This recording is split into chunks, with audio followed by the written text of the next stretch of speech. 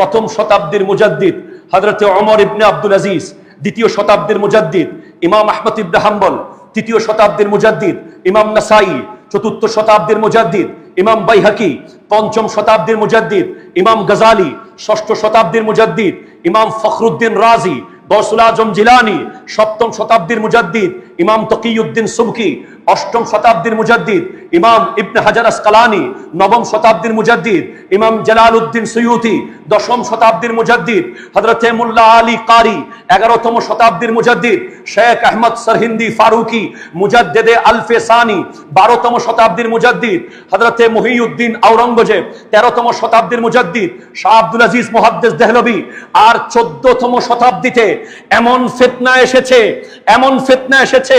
যেই ফিতনাগুলো এত ভয়ঙ্কর ছিল,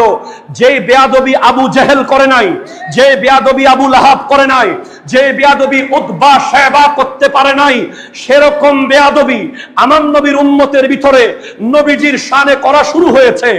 একদল বলছে মিলাদুন নবী বেদাত, আরেক দল বলছে ওরস বেদাত, আরেক দল বলছে মাযহাব মানা যাবে না, আরেক দল বলছে মিলাদ কিয়াম করা যাবে না। এভাবে 500 রকমের বাতুলতা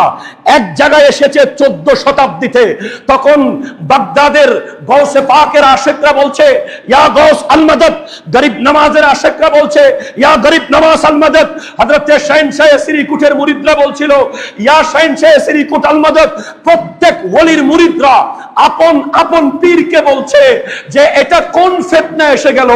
আমাদের মানুষ হয়ে সুন্নিয়তের লেবাস পরে সুন্নি সেজে নবীজির শানে বেয়াদবি করছে, সাহাবার শানে বেয়াদবি করছে, আহলে বাইত রাসূলের শানে বেয়াদবি করছে। সমস্ত ওলি আল্লাহদের দোয়ায় আমার দয়াল নবী সিলেক্ট করে 14 শতাব্দীতে মুজাদ্দিদ হিসেবে পাঠিয়েছেন ইমাম আহমদ রাজা খান ফাজিলে বেরলভী রাহমাতুল্লাহ আলাইহি।